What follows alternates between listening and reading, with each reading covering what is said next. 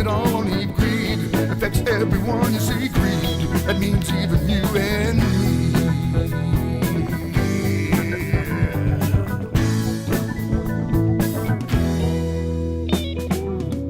The ones deceived think it's a need. They take that step and turn to greed. And little children don't get fed. It's on the money changers' heads. Greed, it feeds itself. Greed, it becomes wealth. Greed, it's not only the few. Greed, it's even me and you.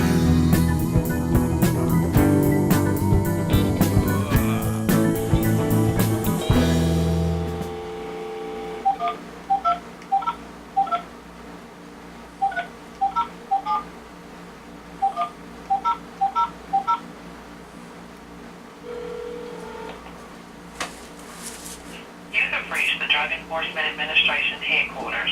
Our office hours are from 8:30 a.m. until 5 o'clock p.m. Monday through Friday, Eastern Standard Time. Please listen carefully as our menu choices have changed.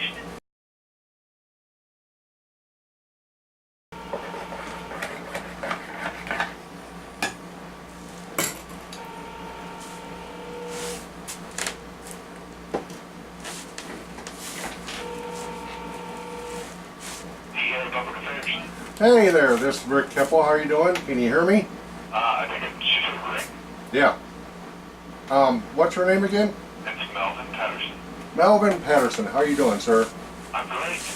Well, I'm calling in reference to the marijuana decision that the DEA announced, that they aren't changing a thing. Yeah, I think you and everybody else today. Yeah, I imagine you're getting a lot of phone calls. Okay, I'm a filmmaker. I'm an amateur filmmaker. I work out of my home, and I don't actually make any money out of this. I'm a disabled veteran, and I used to be a journalist, and before that I worked for the U.S. Army. Well, thank you for your service, sir. Thank you, sir. And thanks for working for a DA and keeping us safe from all the cartels and what have you. Okay, I've got a few questions. Yes, sir. Can the DEA legally reschedule marijuana? I mean, there's a lot of hype about it. Can it actually be done? Right, yeah, that could happen.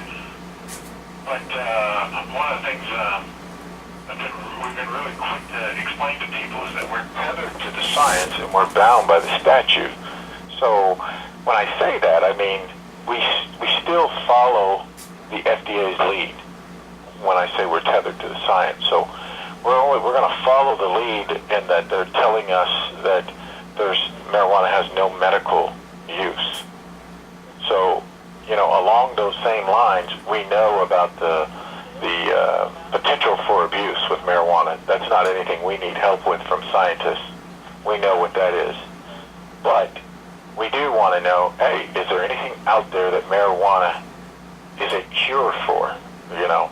And that's what the science of the medical community, the scientific community helps DEA with. So putting those things together, our hands kind of were tied when we came back and said, you know what, we're still right where we were. I mean, marijuana is what it was yesterday, you know.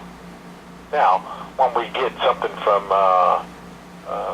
the FDA that says, hey, you know what, guys, we've been doing these trials, you know, for this many years, and here's what we can definitively say about marijuana today. Marijuana is a cure for the obvious thing is everybody's, you know, looking at is the CBD oils. You know, CBD oils are a cure for epilepsy.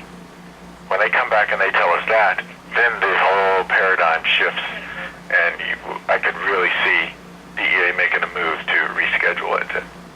It's something we'd welcome anyway. You know, if it has a cure for something and we can now call it a medicine for something, we'd applaud it. Absolutely.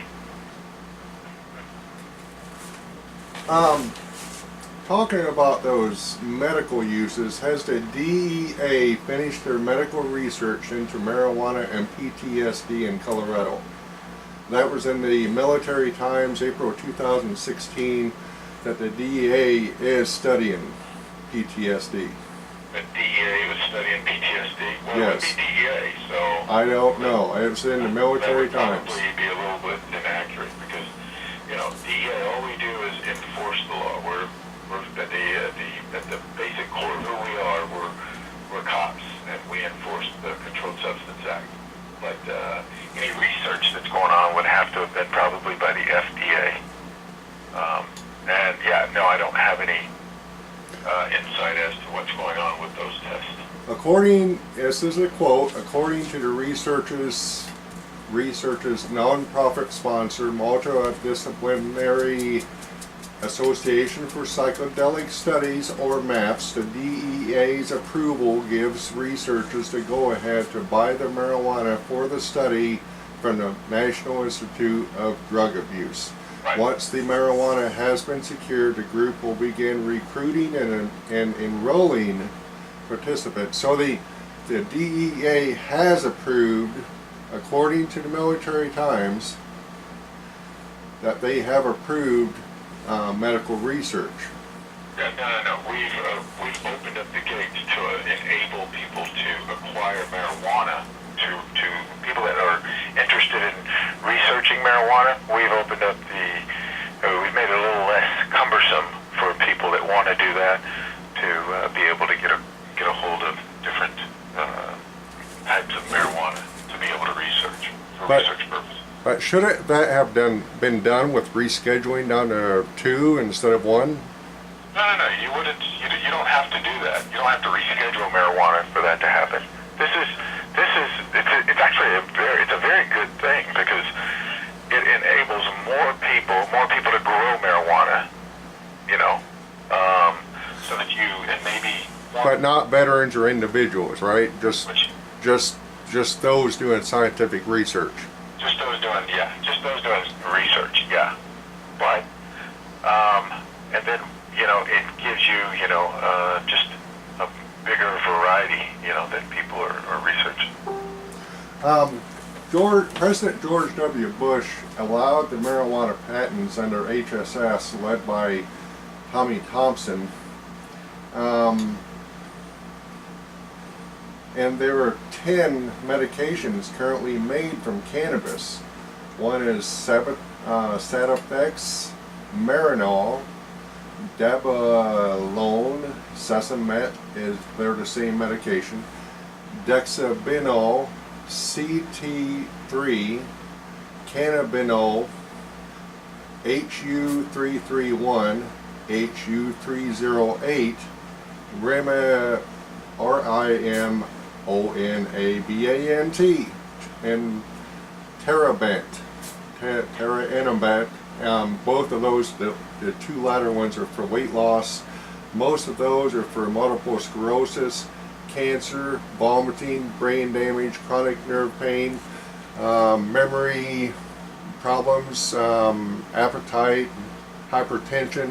There's all kinds of medications that are being experimented with, and not just necessarily in the United States, but in Europe. Some of those medications are banned in the U.S., but used in Europe.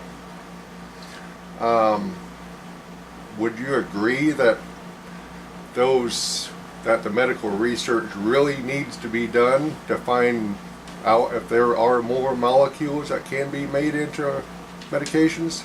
Well, DEA hasn't denied any petitioner that wants to research, legitimately, a legitimate petition to research marijuana in any facet whatsoever. DEA has not denied any petitioner that. So the fact that we're not there is just what it is. We're not there.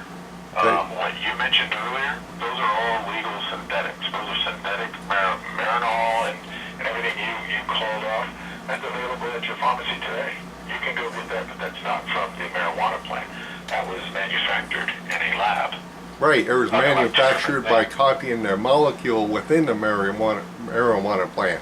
Just those molecules. What's that? Those medications were copied from just those molecules found in the cannabis plant, Yeah, whether they be marijuana or hemp. Mimics exactly what the THC. It's just basically a synthetic THC. can agree with that.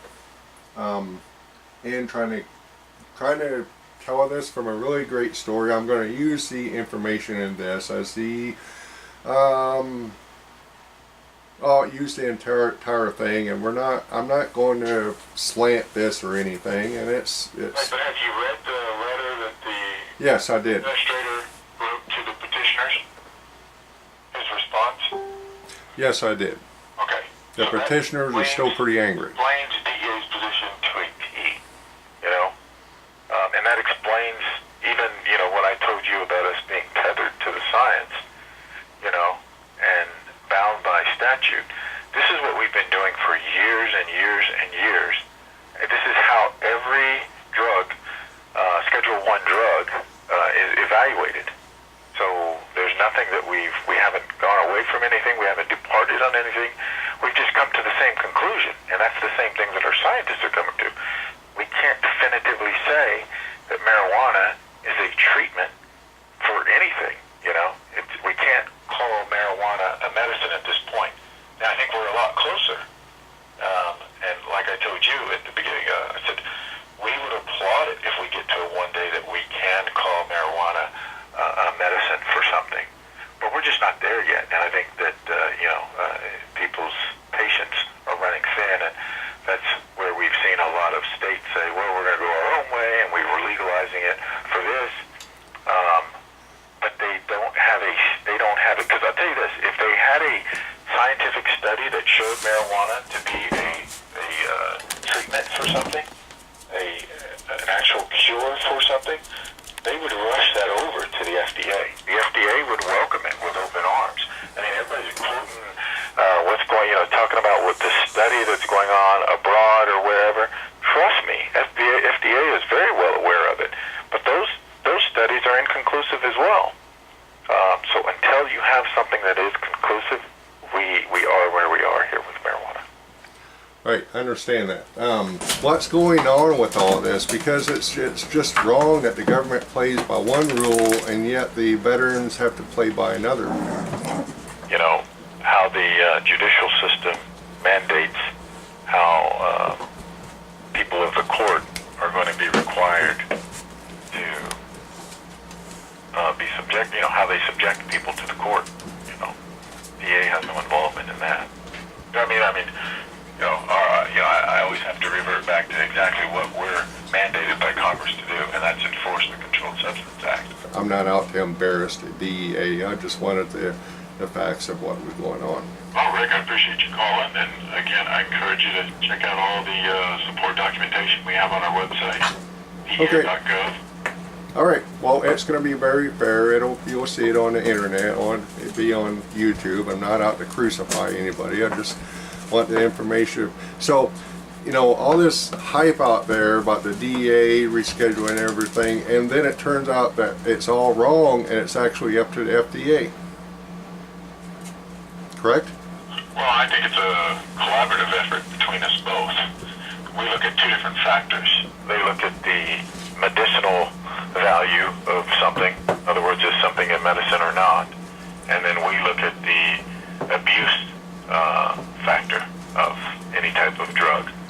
So is this something that has a high level of abuse, a low level of abuse? That's DEA's expertise. So we can determine, you know, what's going on with those factors. And we leave the scientists up to determining whether or not something is a medicine. It actually treats something. Okay. Hey, I'm out of time. And what was your name again, sir? It's Melvin Patterson. Okay, Melvin Patterson. I thank you very much. Thank you. All right. Take care now, sir. Bye-bye. Bye.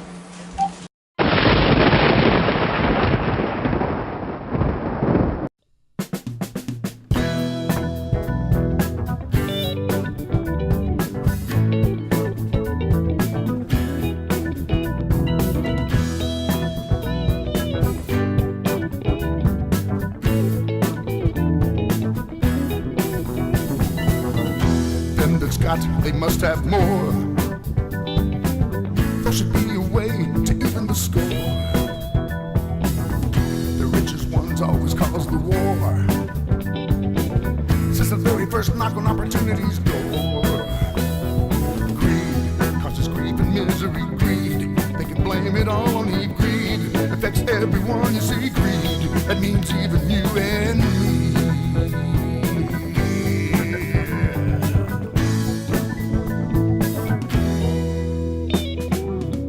The ones deceived think it's a need. They take that step and turn to greed. And little children don't get fed.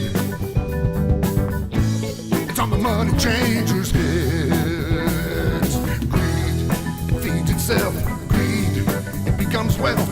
Greed, it's not only the few. Greed, it's even me and you.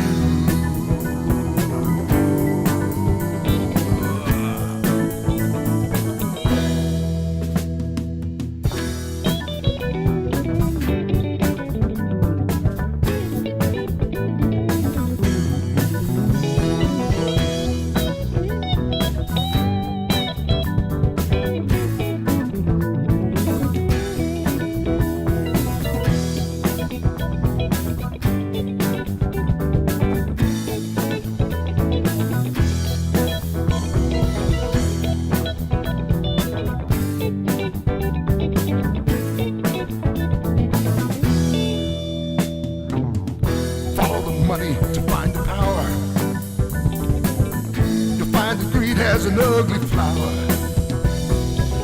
My darkest hour was caused by greed. Someone opposed and dared to lead.